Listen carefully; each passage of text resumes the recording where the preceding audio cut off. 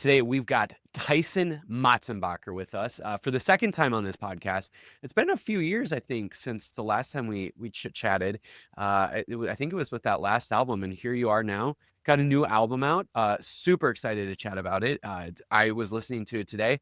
Huge fan. I will say, Tyson, I don't say and I don't say this lightly because I don't say this to a lot of people. You are criminally underrated. Like you Yes. really truly are criminally underrated.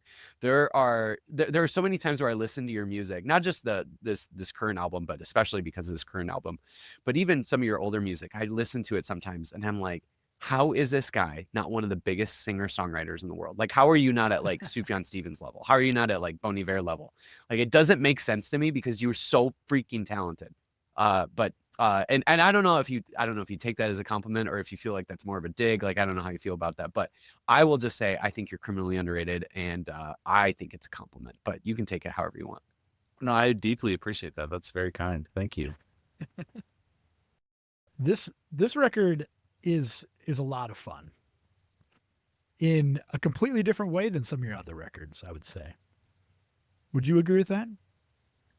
Yeah, I think actually maybe this record was the least fun for me because I did it 100% myself. Yeah. So it was fun, but also by the end of it, it's like however many songs, 14 songs or whatever, and it was like pretty much all just me in here all day long, like toiling over it. But I think after I was done and I zoomed out, especially like some of the spoken word stuff and the just the kind of internet stuff was a lot of fun. So Yeah. When you work so hard on something, I don't know how you feel like it compares to other albums that you've done, but when you work so hard on an album, especially something like this where you like clearly you're doing it all entirely by yourself, do you feel like it's one of those things where you have to like it has to hit the audience or it feels like it was just not worthwhile? Or is there something truly like for you in the artistic creative process where you're like, regardless of how hard I work at this, because I'm working so hard at it, it like is intrinsically rewarding? Or does it feel like for you still where it's like, okay, if I'm gonna work this hard at something, it's gotta hit like in some way? that's an interesting question. I mean, like I feel like you guys know this too, but like you never know what is gonna do well. Like you really don't. Like I mean, you like pick singles and stuff. You're like, maybe they'll like this one or maybe this one. Like, and there are some things that you do kind of like, like people tend to like love songs and they like stuff like that. Like people tend to gravitate in mass more to things that are like heartier than things that are headier, stuff like that. But I mean, I had this moment like on the last record that I made, which is called Milk Teeth, and it was kind of a departure from what I was usually doing. It was a little bit more. It was like a little bit more rock and roll and stuff like that. Right. Mm-hmm. And I had this moment where I was like, because the whole time I was like, kind of like, this will be my big takeoff record type thing. Because up until that point, like everything that I had done was kind of like it would, double or triple the one before it in listeners and stuff like that. And I remember we finished the record. We were up in like LA and I was standing out on the porch and I was just so proud of it. And I made it with some people that I really love. And I was like, oh man, this thing's going to do so good. And I was out on the porch and I was like, if it never does anything, like this has to be the moment. Like this has to be the whole reward is that I'm just sitting here and I just finished it and I think it's great. And ironically, that record, like at least numerically did very poorly. Like it didn't Really? it just like, it did a lot worse than everything else that I've ever done, which was, and so going into this one, it was like this interesting thing of being like, man, I thought that was going to be kind of the thing that was like going to be the big commercial success in it. And it wasn't. And that's fine. Like, I think like if you make enough things, some things do well, some things do less well. And so for going into this one, I was just like, man, I kind of just don't care. On this one, I was just like, I don't really care what it does later. It's just like, the goal for this record was to make the most me thing I could make. I think like part of getting a little bit older too is that you just realize that like, at least for me, like I just never like super specialized in anything. I'm not a surgeon. I'm not a lawyer. I'm not like a really great guitar player. the only thing that I've really been working at for the past 10 years is trying to figure out how to be figure out how to be me. And so I was like, that's, if anything, if I'm an expert at anything, it's being me. It's like writing these songs the way that I write them, and to sing the way that I sing, and to play guitar like I play guitar. And so this record was way more about like, it was like, if other records that I've had have been about kind of posturing, not really, like I've always done this, but to a certain degree of trying to like play a game, which is like, if I make this and I do this tour, and then I go over here and I do this social media thing, then that'll build this world that I can just kind of live in for the rest of my life. And kind of having the bottom of that fall out on the last record, where I very much didn't have something to stand on like I had before, and like maybe I had hoped that I would later. It was way more just like, well, then I guess the answer is just to make the most me thing that I can, which meant like really trusting my gut, really leaning into the way that I write, especially lyrically, and then doing some of the like, doing the spoken word stuff and the really visual like soundtrack things, and kind of dancing around these themes the way that I do. So yeah, I don't know. I think that like this record, when I made it, I was like, who cares? I'm just going to completely retreat within myself, which in some ways was a pretty painful, difficult process. And then also allow it to be exactly what it is without any concept of like what might happen to it out in the world. So. Can you take us a little bit more into like what you mean by like retreat within yourself? Yeah, I mean, like one of the things that I do when I write songs, I think like what I've learned is that I like, even when I try to write songs with other people, I'm not very good at it. And I couldn't really figure out why, and I realized it's because of when I'm writing songs, I'm living like in my I'm living like within my own imagination so vividly that it's difficult because no one else is in there with me. It's just like I can't invite anyone else into this place that I'm in, especially when it's when it's working. Mm-hmm. It's like a very visual, vivid imagination that I'm living in, and it becomes really simple. Like, because like I'm trying to think of a good example, but like every song on the record, I can tell you like visibly and physically where they take place, and I would kind of just like for instance, the first song on the record, or the first single that we released, is called Minor Love, and it's about this person that's not getting what they want. And I just was like sitting here one day in this little studio, and I was like thinking about when I was in second grade, I used to walk home from school, and there was this cemetery where like I grew up in the wheat fields in Eastern Washington, and there was this cemetery that like someone had built, and like a really long time ago in the 1800s, and that all the sand from the wheat fields had just like totally erased all the names on these headstones. And I was thinking about, I just had this visual feeling of like these headstones that had been like totally erased. They just like had been erased by the sand, and thinking like, oh man, this is so much of what all of us are trying to do, is to like leave our mark on the world. And at the end of the day, it's all going to be erased anyway. So it really doesn't matter. So, and then kind of like adding that to this feeling of being a lonely young person, and like kind of the balance between greatness and like personal fulfillment or relationships and things like that. And so that was for me was retreating into that world like more and more and more and more and more. And even doing things where I was like obsessing over details that like are just like our mutual friend Dan Koch is a great example. We were just talking about him before we started recording, but Dan is very, very good. A lot of the commercial music that I've done that's been successful has been with Dan. And it's because Dan can look at something and he can know what he wants it to do later, and he only follows the road that will lead him to that destination. He does that in all of his work. And for me, it's like the more that I do that, the more lost I get. It's like I can't actually do that. So if, like I'm thinking like there's an example I have one song on this record that like I literally found a VHS player and a bunch of old cassette like VHS tapes, and like it was a TV VHS combo, and I built this loop out of these VHS sounds, like the way the tape sounds and you put it in, and the way that it pops when it turns on. That was like the kick drum, and then the static was the snare drums and the hi-hat stuff. And then I ran all of that into this other tape machine and made a loop out of it. And that took me like 4 days to like do this thing that in the mix is like almost lost. Like you can't, unless I show, like unless I show you it, it's like you would never know that it was even really there. And but for me, it was the process of being like, this is a waste of time. Like, I know what I'm doing is a waste of time. But in order for me to live vividly in the place that this song is, I have to do these things. Like, I have to do these things that are not very efficient, and they're not leading me to it being a commercial success or whatever. Like, or like if I was trying to reverse engineer it or whatever, I just had to do it because that was like the thing that felt alive to me in that moment was this thing, and I had to follow that no matter what it was. I think what that is, though, what that leads to in the songs is such a genuine and authentic feeling. I've not heard this in a record recently.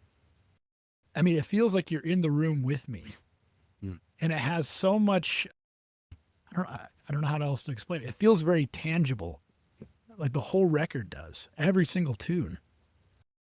And I almost kind of wonder if, maybe like that loop, for example, the elements that you're placing in here really do shine through, even though they might be subconscious or maybe, resting in the background a little bit. It definitely adds an atmosphere that is extremely unique to this record.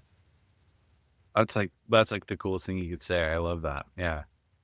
I think that's like, even going back to what I was saying about being like an expert, that I'm not really an expert on very many things. And a lot of this is like, I think in an era of efficiency, like, kind of us chasing these efficient avenues to the greater end goal or whatever.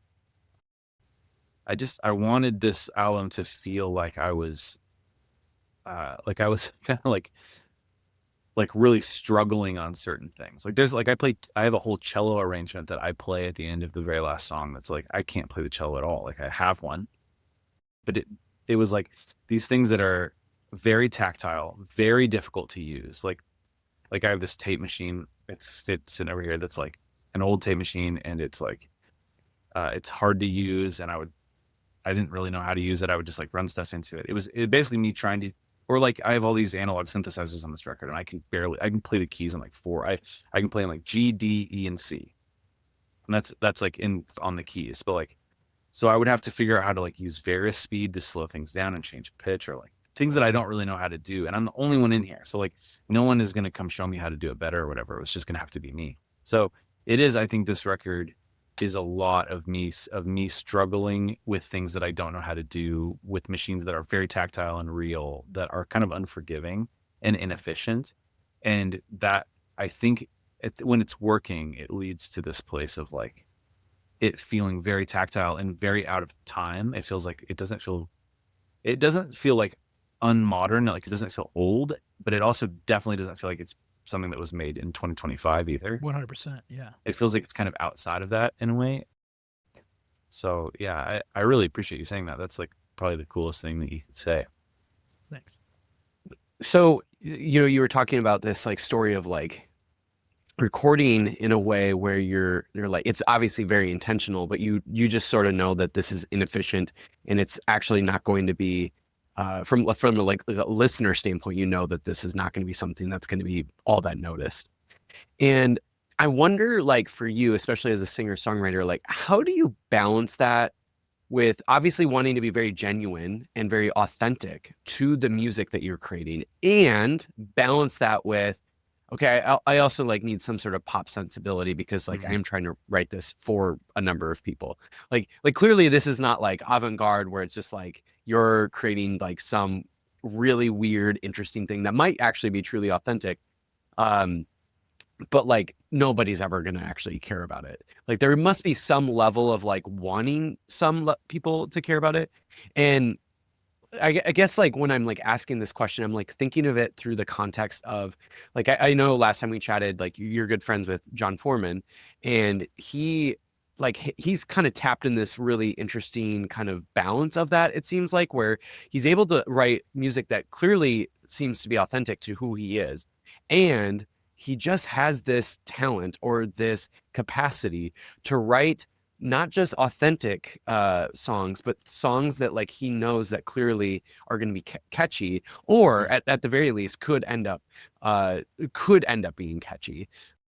And, clearly like Switchfoot has gotten lucky in some ways, and, they've gotten big in, in certain circles. And yeah, I'm just curious, like, how do you balance that as an artist? Like, how do you try to like create things that are going to be authentic, but also balancing that in a way where, at the end of the day, you're trying to create music for other people, not just yourself? That's so good. John is a very unique creature in so many ways, but actually, we both have a mutual friend, who passed away from brain cancer last year, and he was a guy that wrote. He was in that band, the OC Supertones, if you remember them. Oh, yeah. And he was in a bunch of other bands. He was in a bunch of kind of like that world of Christian ska, and then he wrote some like Jonas Brothers songs and some Miley Cyrus. He wrote like that little guitar part at the beginning of Party in the USA. No way, really? Wow. Yeah. That's wild. And he's a dear friend of mine, and I remember like when I was first started playing music, he like kind of took me aside, and he was like, he's a pop guy, like really good at pop music. And I was like Northwest, like, yeah, like Sufjan Stevens was like a little too poppy, like growing up, and he took me aside, and he's like, man, you're building these rooms, and they're beautiful. They're like so ornate. And he's like, they're so ornate, and they're so beautiful, and they're so thought out. And he's like, but they're fucking impossible to access. Can I swear? I can swear on this podcast. Yeah, totally. Of course. That's what he said to me. He's like, you got to build some doors, and you got to build some windows.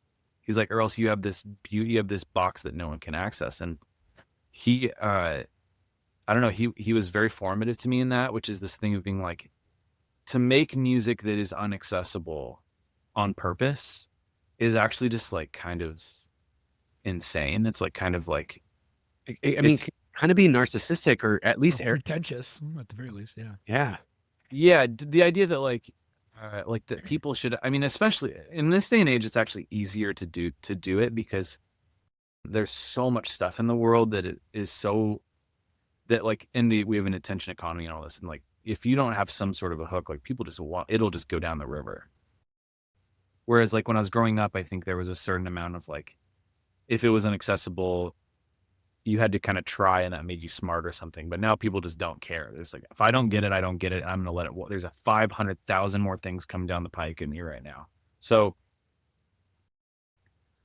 yeah, like I think like in like creating places that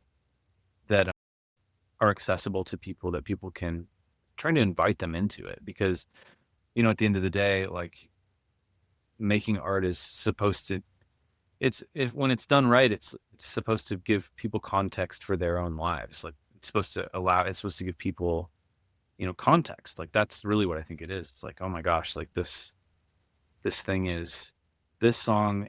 I mean, like people come up to me and they don't, at shows, and they don't say, oh my goodness, your guitar tone on this thing is so cool. I mean, sometimes they do, but then if they do, they don't actually care. They're like, that's impressive or whatever.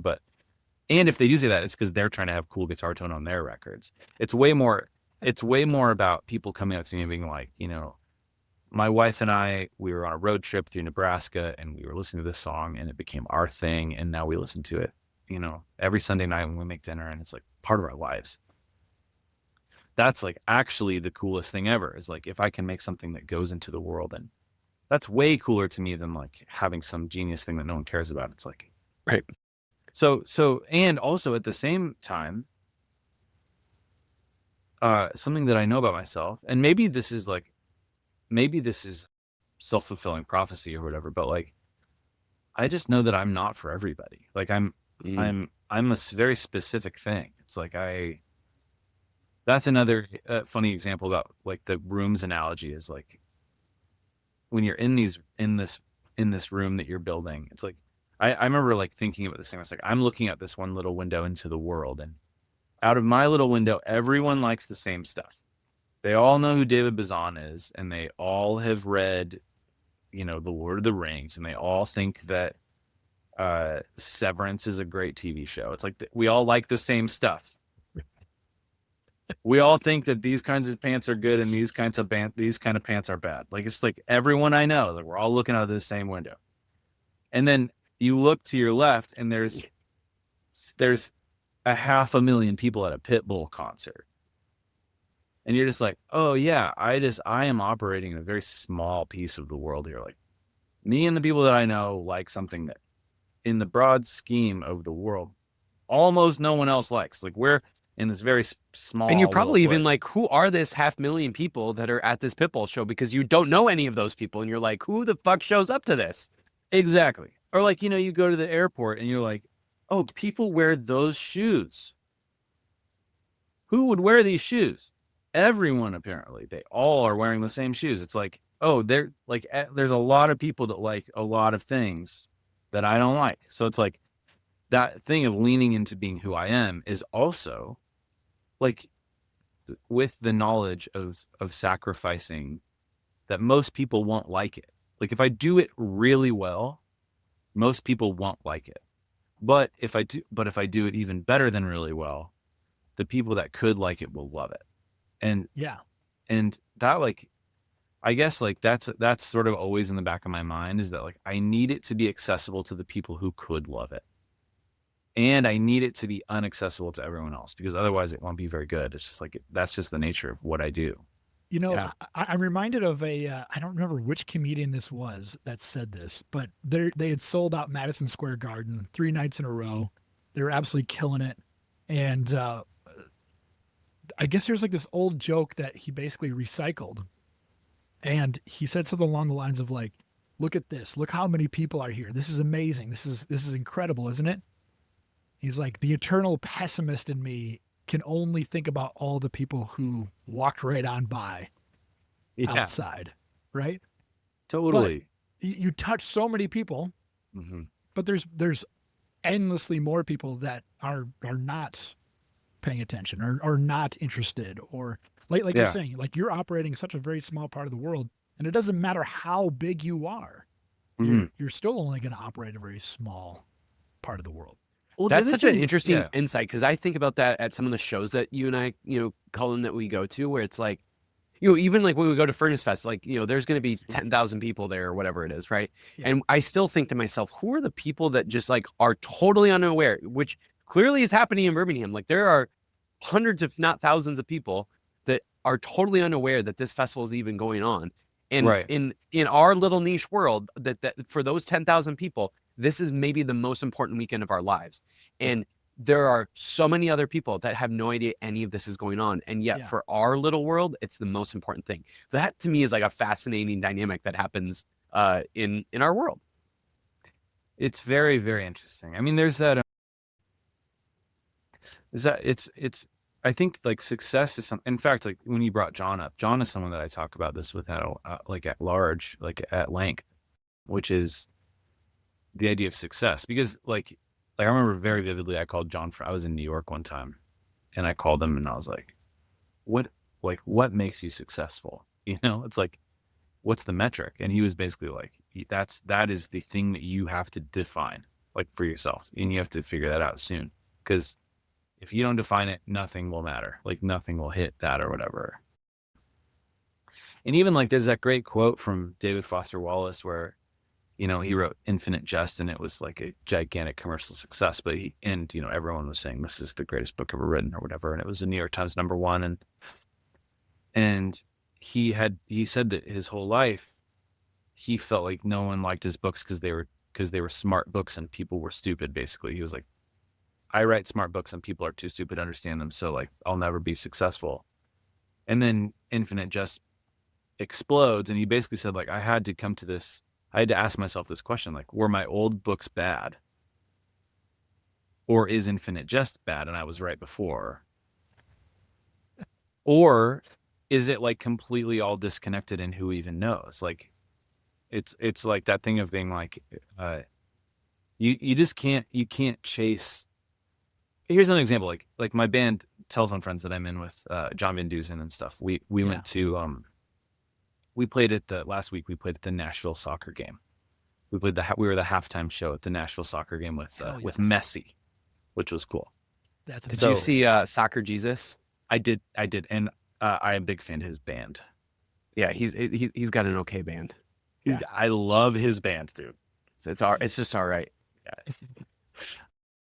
Yeah. So Cullen, you Socrates know was about there. this, right? Yes. Yeah. Okay. I just Should we wanted to tell make sure. people what you're talking about? I mean, yeah, okay. So if y'all are listening and you have no idea, there's a famous person at these Nashville soccer games. I forget what their soccer team is called. The Nashville, what I is think it? it's Nashville just FC. That's what it says on FC. everything. Yeah. So they have a super fan who comes in every single game as Moses. I think they call him Soccer Moses or Football Moses or whatever his name is. But it's actually, and you would know his first name, but it's the guitarist, I think, is what he does. Yeah, he's the guitarist for Jars of Clay. Yeah. Yeah. Which is another one of my first concerts. I think Jars of Clay is such a cool band. Oh, they stand up so well. 100%. Huge time. Yeah. So what I always thought of like Jars of Clay, like when I look back now, I'm like, they were the like CCM version of the National. Dude, they're so good. So good. All the way through. Yeah, so when we were playing that game, there were like 30 some, I mean, there was like 40,000 people there, something like that. And I was looking out and I was like, also like after my last record, I got dropped off every Spotify playlist. Like they dropped me off of everything. I think partly because I don't know if that was on purpose or not, but I started talking crap about Spotify and then all of a sudden I got dropped off all the playlists. So, anyway, so my monthly listeners went down from more to around 40-ish thousand monthly listeners.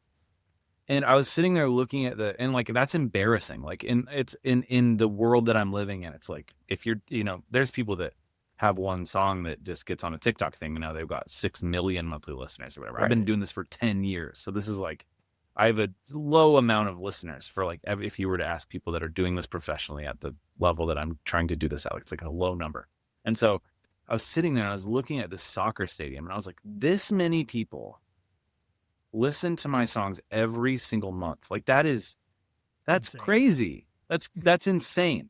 And I sit here and I'm like depressed and I like don't want to tell people my Spotify numbers because they're like low or whatever, because they're all artificially inflated by this algorithmic system that we have that like actually puts no emphasis on value or like why people are listening to music or any of this stuff. It's just like it's a giant mass of numbers that you're trying to make go up however you can. It doesn't matter what those numbers mean, you just want them to go up.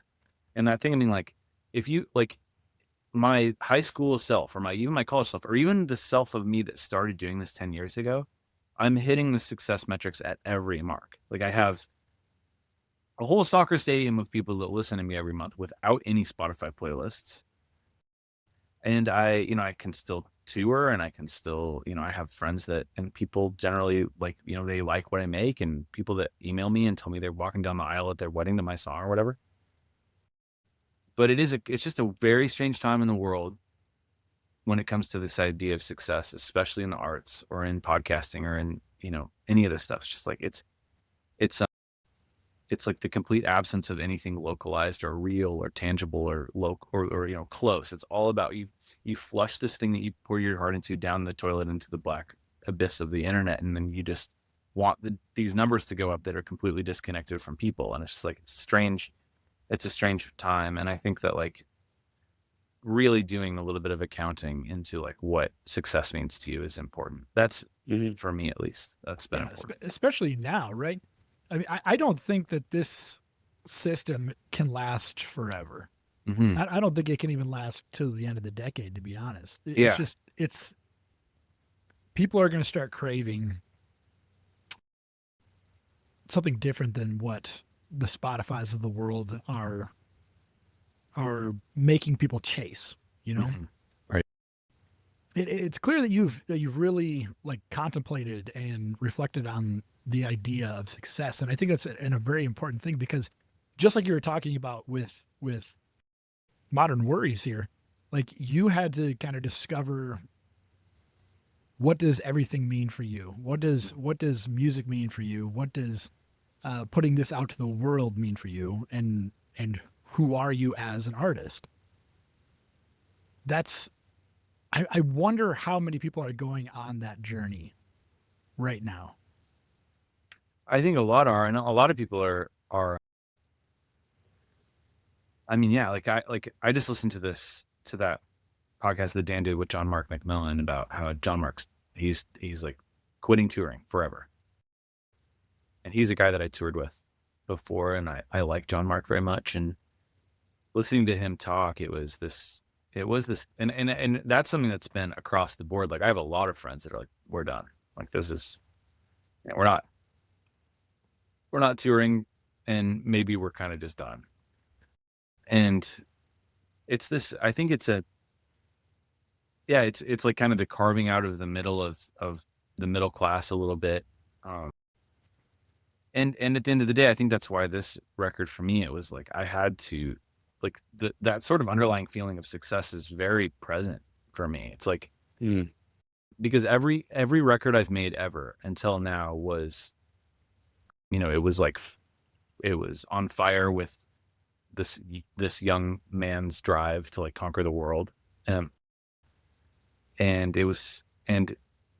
think this was the first one that was just like, okay, I've done this for 10 years and I've made a bunch of stuff, and I really don't have any control over what happens to it after I make it. And in sort of every way, this is the thing that I love the most, is the actual process of making it and having had made it, and the personal journey that I have to go on to get it across the finish line. And I was just a little bit of like, you know what, I don't even really care what happens to it after this, but I wonder what will happen if I make it where the discipline is to not think about that. The discipline is to make it completely in any way that I can, how I want to, for me.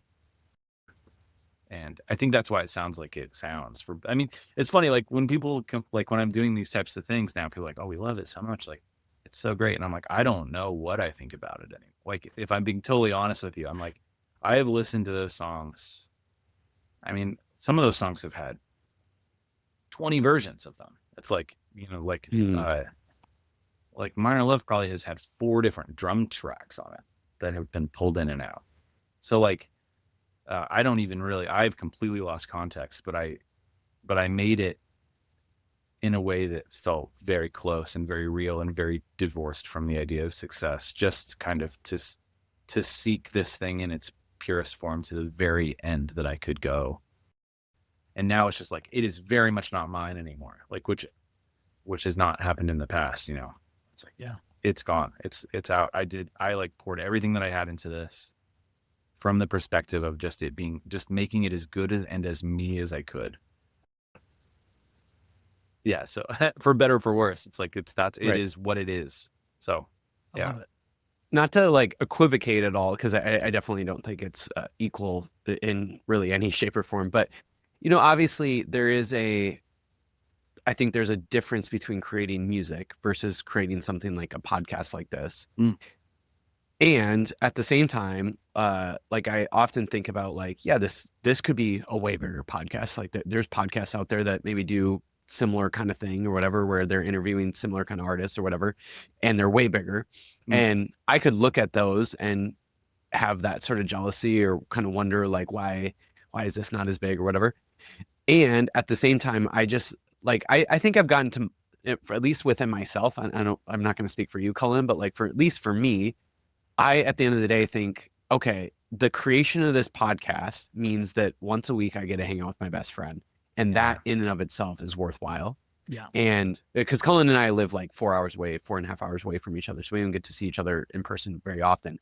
So it's just like, for me, it's like, I get to hang out with my best friend. And this gives an excuse to create something with my best friend where I get to hang out with him once a week. And we get to interview really cool people that we think are just really incredible musicians. And so it creates that sort of an excuse. And then we pour the effort into like trying to make this the best it can be.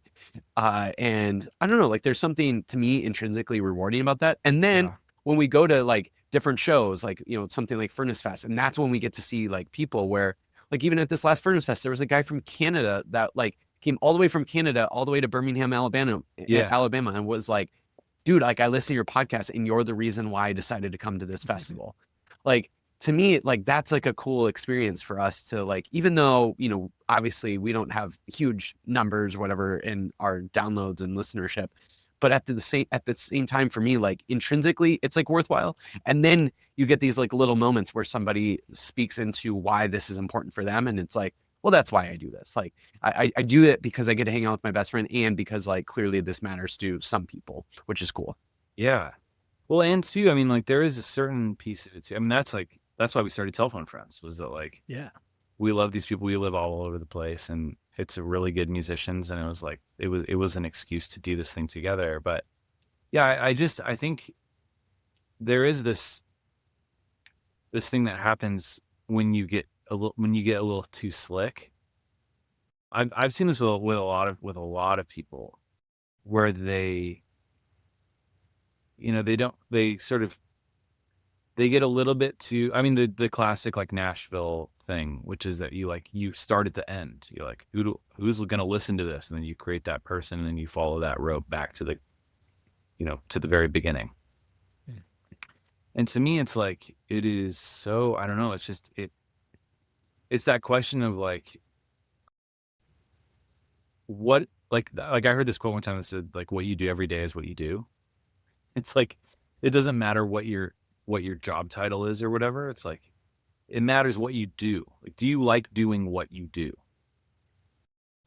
Not like what it says that you do, but like actually what you do. And I was thinking about it. I was like, that was a conversation I've had with a few people, which is that I think that, I'm a pretty smart guy, and I think I could, like, if the whole goal was to make this thing succeed commercially at a certain level or whatever, I think I could probably figure out how to do that. I could definitely figure out how to make it more successful than it is. And I think there's a chance that I could make it like really successful. But I think in doing that, and I know that in doing that, I would lose everything about what I like about it. I wouldn't be sitting here for 3 days making tape loops with VHS machines, which is like what I like to do. So, it's this thing of being like, okay, well, then what's the goal? And in some ways I'm like, well, I think I'd rather go work at a bank or something and make tape loops with VHS machines than reverse engineer a thing that is successful, or like go all in on social media or something like this. It's like, there's certain things that I could do. And it's like, those are all the things that I just don't want that job. So, there's all these different questions that we have to answer in our lives, like how to make enough money, and how to live, and how to provide for the people that you care about, and all this stuff. Very, very important questions. Mm-hmm. And then there's also the question of like, what do you want to do? And yeah, for me, it's like, I've been quite comfortable with this idea that I really like what I do. And as long as I can kind of figure out how to keep paying for it, I'll keep doing it, I think. So yeah. But does that question like ever like cause like identity crisis for you? Because like with you bringing that up, like, what you do is what you do. Mm-hmm. Like immediately, like my mind goes into like people. There are things that I do that maybe people know me for, like a lot of people might know me for. Yeah. Like they might say like, you're a podcaster, or a YouTuber, or social media influencer, whatever it is, right?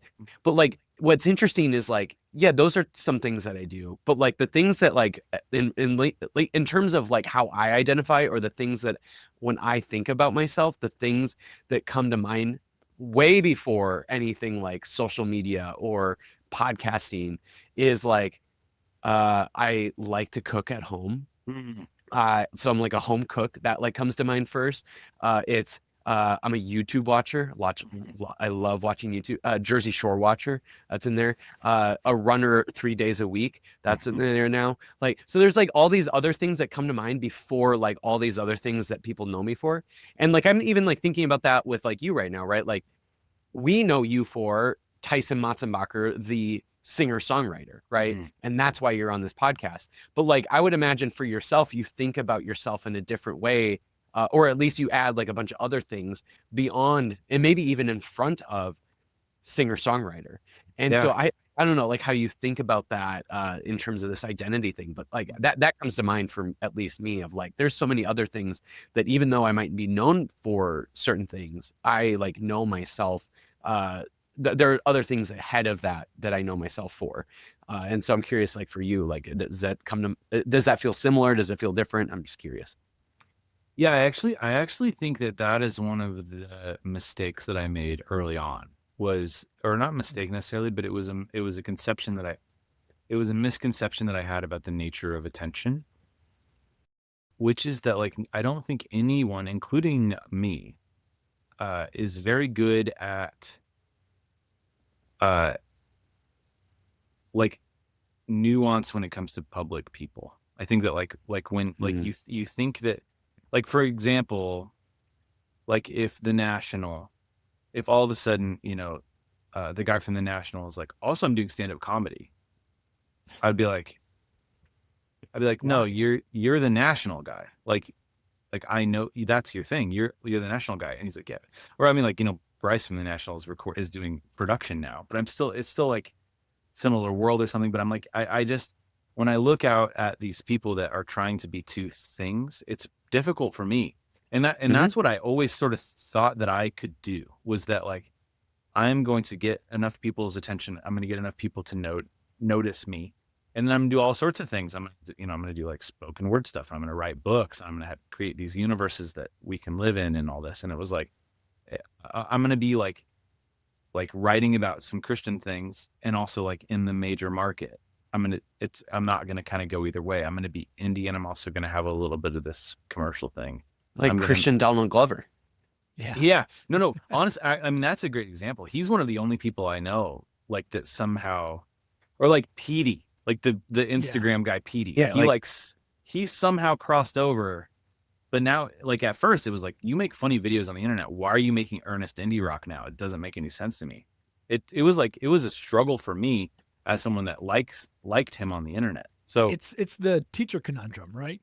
Yeah, exactly. Like you think about your teacher and you only think about them as like living and breathing and existing in the. And then you see them at the grocery store. Yeah, and you're like, what in the world is this, right? Yeah. No, I think, and to go back to it, there is a certain level of I mean, it's definitely ego. And I mean, I think about it. I've talked to this before, but like, I mean, dude, I did like, I've done in my life, I've done like a handful, like more than 5, like big theater bus tours where I was opening acoustic for rock bands at 2,000 plus cap theaters. And sometimes they were like on radio, like bands that had, big radio singles and stuff. And that is an insane thing to do. Like the idea that like, I'm going to go and in front of 2,000 people that all like got babysitters and paid $150 to be there. And I'm going to do the thing that no one wants anyone to do at a house party. That's a great point. It's like, in what world did I think that was a good idea? And actually, like, it did work, but it's crazy that it did. It's like, I think that like now I'm a little bit older and I'm like, I think that some of that ego is just really apparent to me. That's like, man, I thought I was so interesting that I was going to build this world that, who's this guy getting up here to play Wonderwall? Exactly. Like, anyway, here's Wonderwall. And there was like, no, we came here to see another band that plays rock music and not you. Time to go get a drink. Yeah, totally. So like, I don't know. I think that there's something a little bit about like recognizing sort of some of like the hubris in my youth of thinking that I was this interesting and expecting people to really go out of their way to love me. Yeah, but you wouldn't be an artist if you didn't have a little bit of like, especially when you're young, a little bit of like a sense of self-grandiosity to a certain extent, right? Totally. Because otherwise you never would have done it in the first place. And I think that's something that people wouldn't really know about me, especially people that don't know me personally, is that I used to, and there's still some of this in me, which is that like, I'm an ambitious person. Like when I'm about to walk out on stage at like, the Ryman or something, and no one knows who I am. And I'm like, I am going to be the best thing tonight. Like people just don't know that they are about to see something that's really great. And I don't know, I guess it's like kind of moving into this next stage of my life is like, I do think that I'm a great songwriter. I think that the work that I've made stands up, and I do think it's underappreciated, like you said, and I appreciate you saying that. And like I like moving into this next part of my life, being like, if that isn't something that people recognize in me ever, like at the scale that maybe I wanted them or still want them to, where is, not to like go full youth camp on it, but like, where does my identity lie? Who am I? Do I still believe these things about myself? Can I still show up and be a good friend and a good son and a good brother and a good husband and one day a good father maybe? Like these are things that, can I do that if I never got this validation that I think I deserve, that I thought I deserved? And I think that that's the sort of like part of this record that I'm like getting to this place of being like, I think that's okay. Like it's okay. There's a chance that won't happen. And maybe it already did happen. Like maybe it just sort of depends on how you look at it. It's just like, I don't know. But yeah, it's a strange. You played for 2,000 life. people that were just trying to get their beer. That's right, dude. I did. And a few of them really liked it. That's right. They were drunk enough to like it. That's right. I just needed to give them a couple more whiskeys and maybe I do want to really though, like heap a lot of praise on Modern Worries here. This record really is like something that like I maybe buy 3 to 5 new vinyl records a year. This is one of them. Wow. And that's because it the first time I heard it, it really did like reach down into me in a completely different way than your previous work. Yeah. And I loved Milk Teeth and I loved everything you've done so far, but this one really has hit me in a completely different way. And I think it really lends itself to vulnerability to the listener because you're clearly being vulnerable. You're painting such a clear picture and you're using language within the lyrics that is very it's not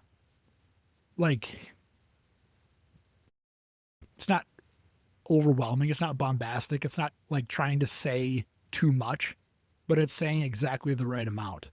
And I don't know why, but the song that I can't stop listening to, and I don't know if this was like a joke song or not for you, but I don't want to be on the internet anymore. That song in particular, I've listened to it at least 100 times. I'm not joking you.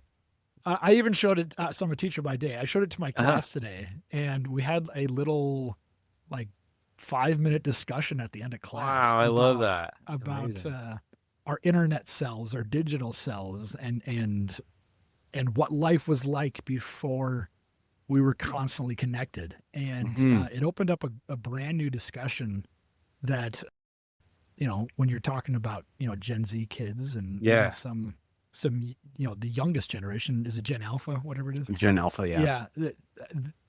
It's a question that they have not had to wrestle with yet, but they have all felt it, right? They've all felt that same kind of. Yeah. What age do you teach? 9 through 12. Yeah. Okay. I mean, so I teach songwriting to kids in the summers, and this one kid who's now out of college, but he's still, deep Gen Z territory. And I showed him that song, and he was like really interested in it. And then he said to me, he was like, "Well, why is the internet like different than than the physical world?" And I was like, what are you talking about? Like, yeah. And also like, because we were there when we watched it develop, and it was clearly like, I watched it be a shadow. It's like showing you, it's a shadow of the real world. It's like, and I was like, I was trying to figure out how to like argue with him. And I was like, well, it's the internet. Like you could just turn it off. And he was like, what? Well, he said you could turn me off. And I was like, whoa. That's weird, isn't it? Whoa. Yeah. And we talked at length about it. And I think like, there's that like Marshall McLuhan, like the median is the message or whatever. There's that, which I've been thinking about a lot, which is that like the way or the messenger, like the thing you're saying is much more important than the actual thing you're saying. And there's this like kind of techno feudalism thing that's happening where like we've kind of reverted to these like 5 people that are actually in charge of the whole universe. It's and because they are dictating the medium. They're the ones that are telling you how you can say what you can say.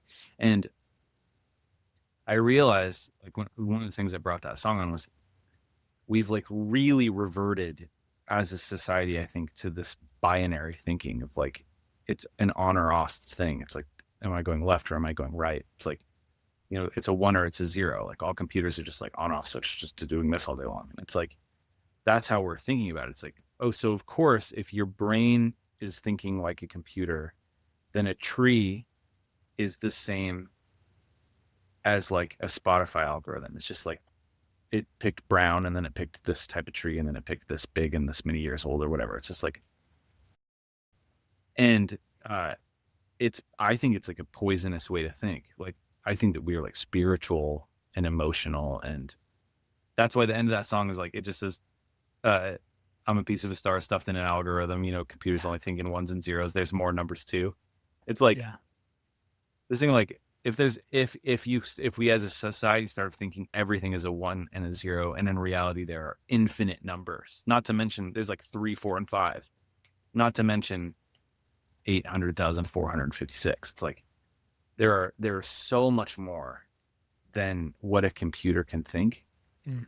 And if you subscribe to this idea that we are, infinite, spiritual, emotional, intelligent beings, it's like, it's a place that no computer, no matter how smart it is, could ever go. It just couldn't. Right. And it's just really interesting to me to see, especially people that grew up with it, have a difficult time differentiating between these two things that are so clearly not only different, but that one is like a bastardized shadow version that's actually affecting and ruining the real version. My favorite thing in that song is all these tech companies versus all these tech companies solve one small problem and make like 100 brand new, way bigger problems. It's like, okay, so now I can rent somebody's house on Airbnb, but everything is 8 times more expensive. It's like, right. Okay, so I would rather just not be able to I would rather just not be able to rent this person's house. Right. Like if I had to pick, like I would just pick not for everything to be 8 times more expensive. But I've gotten to the point now where I'm like, if it means that I have to like sleep in a hotel for $5 more, but then don't have to do chores at the end of my stay, then I'm fine with that. I will stay in a hotel 10 times out of 10 if I can. I also have to be careful. Sometimes, like, it's so funny because the way that I make money is that I make commercial music and I score films and stuff. And sometimes I'll be like just talking shit about some company and I'll realize that I totally like scored their last 3 commercials. I don't want to take it back too much, but I love that idea of binary thinking, and you've actually opened up something completely new in my thought process that I hadn't thought about before. And that is, everything in our lives kind of is binary thinking now. If you're talking politics or your belief in God or your disbelief in God, you can't be someone who is just okay with not knowing, or not knowing all the evidence, or not knowing all the information, or not knowing if God is real or not. Like that whole thing is like just not acceptable anymore. Yes. Society is so encamped in one direction or the other that you have to pick. And I even see this with my students, and I talk to my students about this, where I'm like, history is not black and white, just like your life is not black and white. Just because you think somebody else is wrong does not mean that they're wrong, and it also doesn't mean that you're right. It's what because a weird world.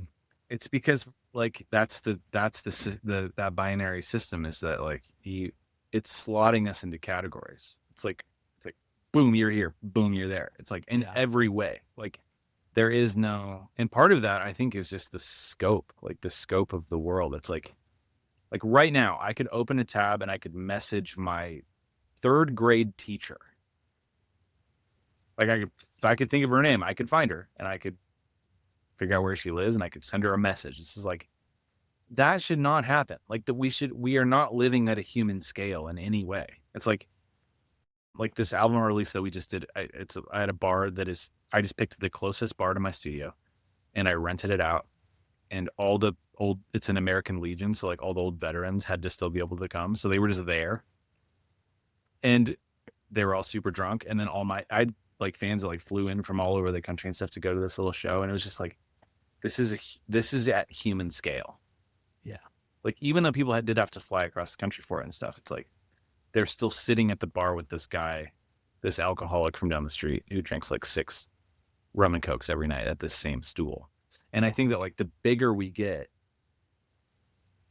like the less localized we get, the bigger and the more reach that we have, the more that it is impossible to live in the middle lane, because it's like, we're going at 1,000 miles an hour. It's like, which one are you, baby? Like go left or right. I'm moving on. Yeah. I'm like putting baggage off the baggage carousel at the airport. It's like, you can't make me think about this, because I'm picking. And it's so much more important that you do go to that show at the American Legion, right? Because that is a more human experience. That is interacting with the gray of the world, not the black and white, right? Totally. And even like to take it a step farther, there's like the enshittification of the internet thing that I don't know if you guys have heard about that at all.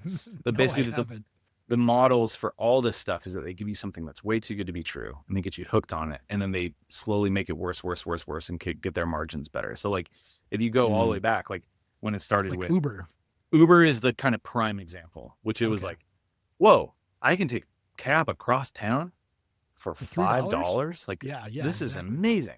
And then you realize, no, it's all fake. And now I have Uber on my phone. It's easier than getting a cab, and the cabs are all out of business. So now I have to pay $85 instead. Right. And it smells like piss in here, and this guy is smoking cigarettes and blasting like reggaeton music.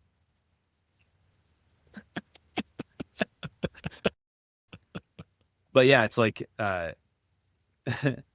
like this idea that like I don't think like, I mean, there are for sure exceptions to this, but like for me, the things that I love the most and the things that I do well don't scale very well. Like I was never going to play stadiums. I wasn't. I knew that from when I was a teenager. I'm like, I'm not going to do that. I did play the soccer stadium. That's right. You did one. But like, I just knew it wasn't like, I was like, man, in my best thing, I could do like a big soft seat theater thing where people are paying attention and they're here, and I can turn it into a small room. Like I could probably do that. But like, you know, like one of the things John Mark talked about with Dan was that like when you go to Japan and you get I don't know if you guys have been there, but my wife and I just went, and like you go to like a ramen restaurant that has 6 seats. And this guy's been doing this he's like 4th generation, and his whole purpose in life is to make the best thing that he can.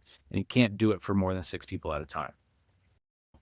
And there's something like, so a lot of it too is kind of like late stage capitalism stuff that I think that we don't really recognize how embedded it is in everything that we do, that you either have a mom and pop chicken restaurant that's barely making it, or you have 800 Chick-fil-A's. There's no middle ground. It's like you can't exist in the small neighborhood human scale, because the whole system is designed to either blow up.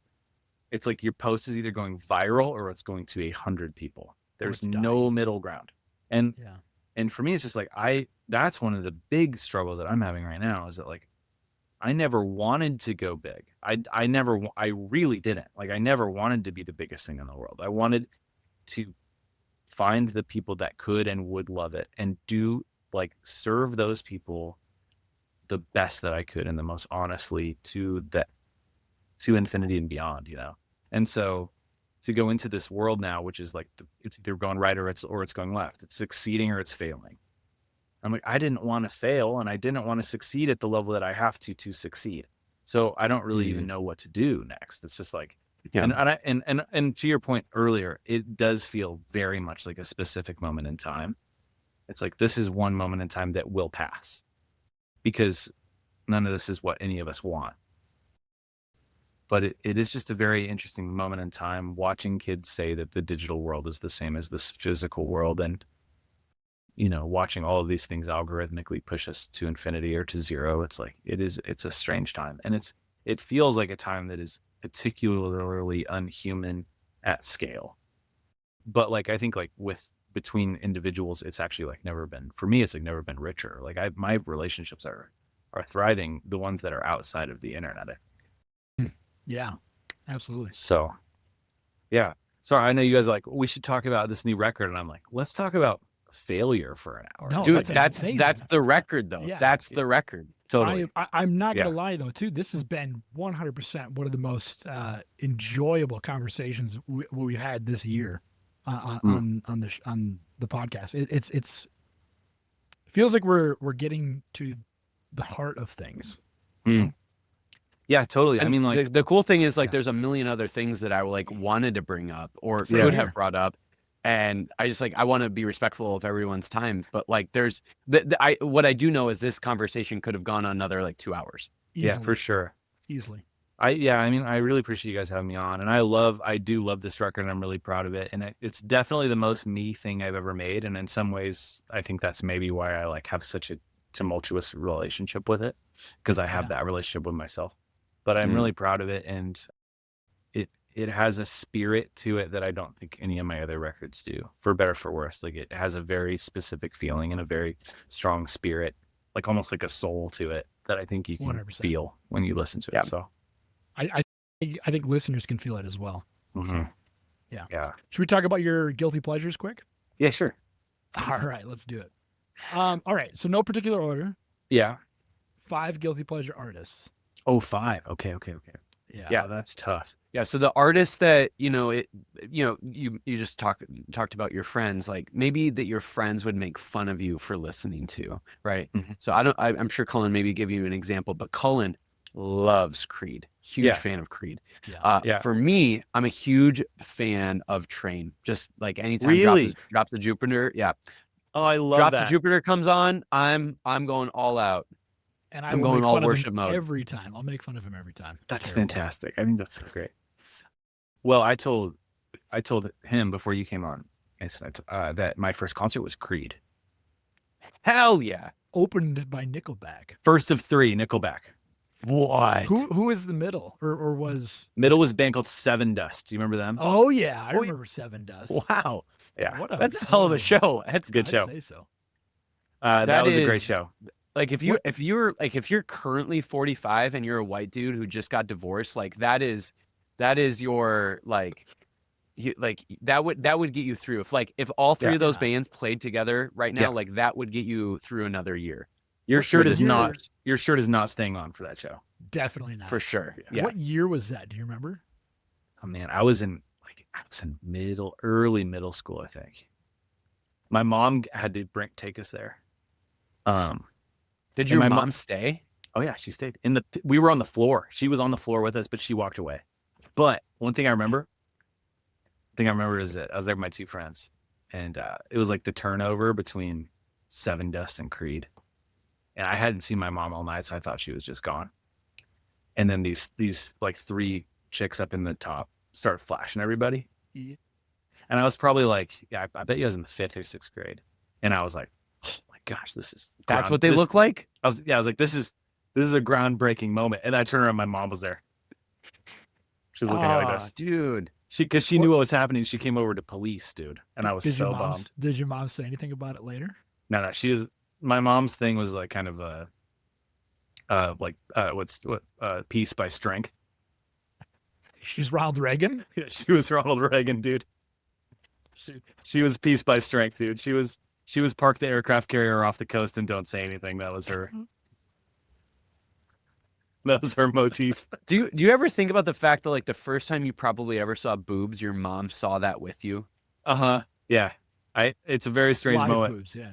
I think she was kind of like, this is my guess. If I was to talk to her about it, she's not with us anymore. But if I was to talk to her about it, she'd probably say like, I figured this is a good of a place for you to learn about this. Makes sense. Yeah. The moment you realized you wanted to be an artist when you grew up, right? Totally. I mean, Like dude, I want to do that. Scott Stapp, foot on the monitor with fire. They had fire. Oh, nice. You can't beat it. And so Can't beat I'll it. start with Creed. I covered Yeah. Nickelback on my last covers EP. That was a great cover too. Yes. Thank you. Yeah, I mean, And can we yeah. just also, I always forget their guitarist's name, but like that dude is just legitimately, I don't care if it's Creed or not, that dude Yeah. just has some of the best guitar licks ever, and he's so ridiculously talented. Yeah. I mean, I think Mason, where do you live again? I live in Minneapolis, Yeah, so you guys are Midwest boys. for sure. But yeah, I grew up in if you live anywhere rural, like that stuff is in your Yeah, blood. you could yeah. not escape. In South Dakota, you could not escape. Yeah, it's in your Creed. blood. It's going to be Yeah. in your blood. Yeah. Like, Yeah, Eastern Washington is the same way, right? oh yeah. In fact, like, Yeah. when I've been to both Dakotas only once, but I was there and I was like, this is the same place I grew up. This feels the same. Yeah. Yeah. You know. Yeah, you know. So that's one. The other one, I'm trying to think of some others here. When I was a kid, my dad would take me to the Gorge to see the Dave Matthews Band. Oh man. And I would sleep in the back of the car on the way home because it was like a 2-hour drive. Yeah. And I think like now that I'm a little bit older, there's some songs that are kind of like when he's scatting and stuff that are pretty unforgivable. But dude, you hear Crash Into Me. I still think that song stands up. I don't care what anyone says. Dave Matthews Band has one of the greatest drummers ever. Carter I don't Beauford, remember- baby. Yeah, that's his name. He's incredible. He's so good. Okay, quick little side tangent story Yeah. if I can. So my wife and I were on a Chicago River cruise, right? Mm-hmm. So we were going through Chicago, and if you know Did anything about, did you get a bunch of shit dumped on you or what? that's where I'm going with this. You know it. So if you know anything about the Dave Matthews Band, they're famous for a story where their tour bus was going over a bridge in Chicago, and one of these tour cruises was going underneath the bridge, and they released their porta potty refuse into the river, and it ended up landing all over the people on one of these boats. And I was telling my wife as we were, traveling down the river, and I was like, hey, one of these bridges, like Dave Matthews Band, like released a bunch of shit on people. Mhm. And as soon as I was like looking it up to like remember which bridge it was, we were literally going over under that same bridge. And it was exactly 20 years to the day that it had happened. Whoa. Yeah. Pretty wild. My wife thought I was like a soothsayer at that point, I think. That is amazing. Yeah, that was a big deal. It's like, whoa. Yeah, it was like headlines Yeah, all over the country. that is so funny. I mean, to love this that. day, it's probably one of the only reasons why some people know who Dave Matthews Band is. Yeah, Totally. absolutely. Absolutely. So that's one. I mean, that one's in my blood for sure. I really like, I like pop music, and I I really like Justin, or I really like, I'm trying to think of a good example. You were going to say Justin Timberlake, weren't you? I do like Justin Timberlake. There's some other ones like I like the Biebs. I like Justin Bieber. Oh, yeah. Yeah, I don't know. Those are some. Honestly, one guilty pleasure that I have is that I was just in New York with a friend who is like my kind of most find the music friend. Like he's the hippest music guy. And he said to me, he's like, no, everyone knows that you famously don't listen to music. And I was laughing about that because in some ways he's kind of true, because like, especially like when I was making this record, for instance, like I was sitting in here like all day long. I wasn't going to go home and like put a record on. I was like, Right. I was like, just give me peace and quiet. So I would say that like, especially in the past couple of years, especially new music, that's one guilty pleasure that I've had, or like a guilty admission, is that I haven't been listening to a ton of music, but especially while I've been making this record. But okay, the last one I would say though is I do like country music. Oh, New interesting. country music, I think, very, very rarely like a song. Okay, here's one. This song called Springsteen by some guy that wears a trucker hat. I think that sounds great. But I'm a sucker for like the country turn of phrase. So like a clever country song, that'll get me for sure. Springsteen is by Eric Church. I think that song's great. Interesting. Okay. If you can get around, one of my friends says that all styles of music are just rock and roll with an annoying addition. Totally. So like country is just rock and roll with an annoying twang, and he would say that punk music is rock and roll with an annoying yell.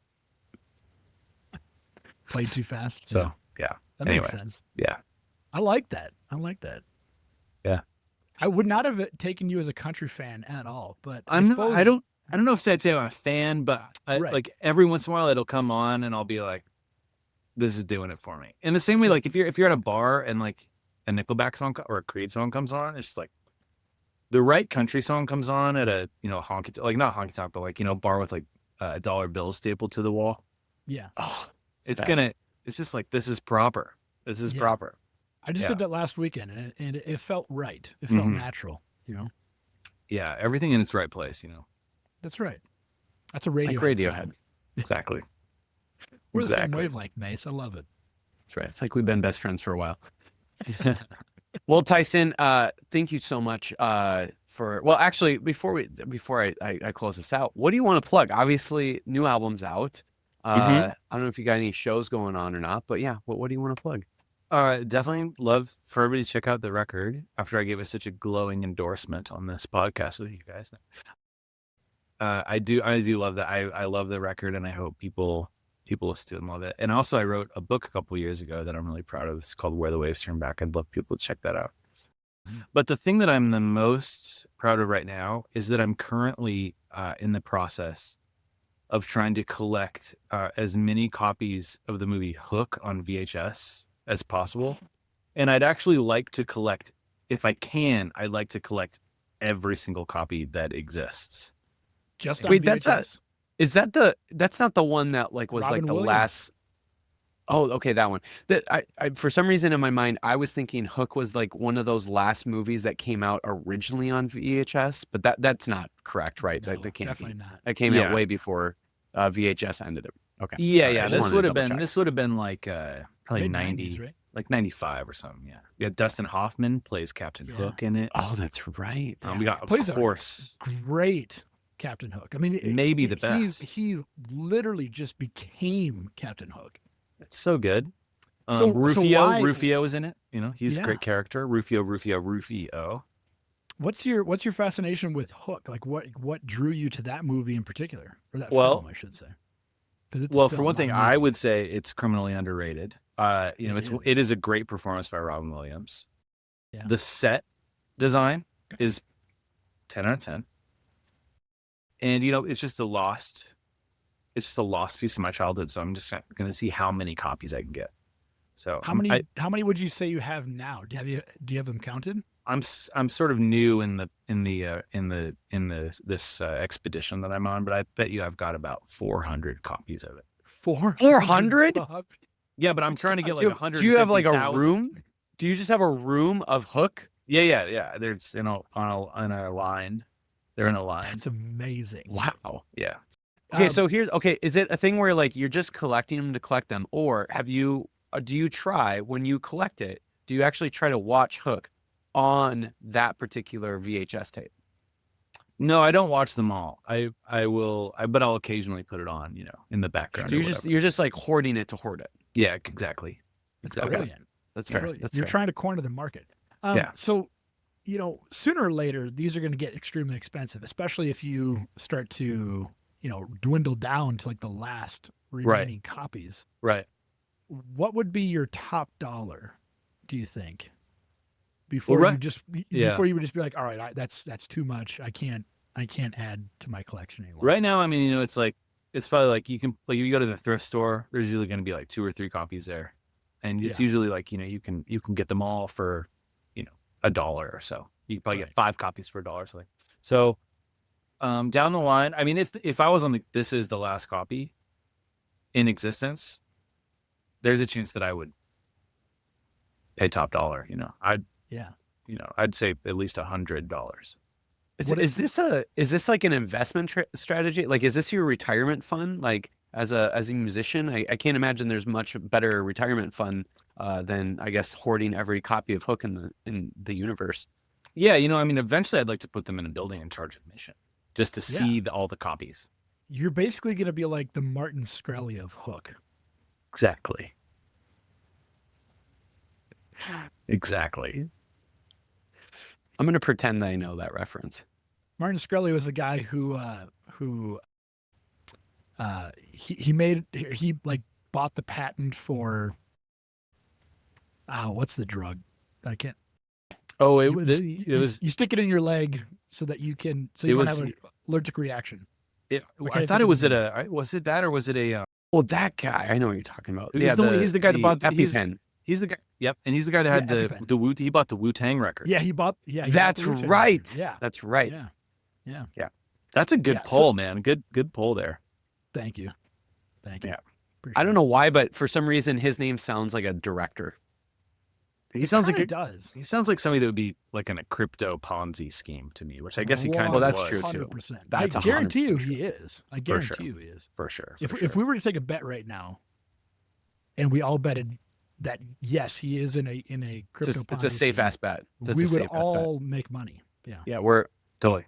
We're definitely hitting on that one for sure. Yeah. For sure. Yeah, I get it. Well, I'm excited for your retirement strategy. Who needs 401ks? When you got Hook, right? When you got 400 hooks. Yeah. That's right. Exactly. Exactly. Actually, That's incredible. You guys can cut this out if you want to, but this is an actual thing that happened to a kid that I went to high school with who was doing this with the movie Speed. And he was buying every copy of Speed too. Wow. This was like years and years and years ago. This would have been like early aughts, early 2010s. And it became like national and international news.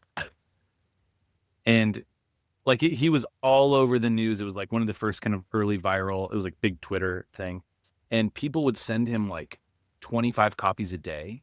And at one point he was up to like, I think he had like 6,000 or 7,000 copies of Speed. And it was in this room. And then it was a whole thing. So I stole that idea from my friend Ryan, who I went to high school with, who has, I still think has shout out to Ryan. Yeah, I think he's got about 6,000 copies of Speed. Insane. Yeah. Oh my gosh. That just out of curiosity, does Ryan is he single? I don't know, because ever since he was famous for collecting Speed, I haven't heard much. I'm just trying to imagine a Ryan having a significant other and him trying to justify this this endeavor of his. Who even knows? Who even knows what he's up to these days? There's somebody for everybody out there. I guess Speed so. fan. Yeah. I actually was watching Speed on TV while I got my haircut today. Oh, it's a great movie. I don't know if It is it's a great 6,000 copies great, but it's It good. is definitely not 6,000 copies. Guys, my friend is waiting for me at the bar down the street, so I gotta go. All right, man. Hey, thank you Tyson, so much. Really, You're the lovely. best. Yeah. Thank you so much for hanging out. Enjoy your time with your friend at the bar. And Thanks for having me on. I we're so love excited. talking to you guys, dude. This is always a pleasure. So Yeah, let's do it more often. Yeah, we should anytime, make it just happen. send me a message. I'll come talk to you guys any day.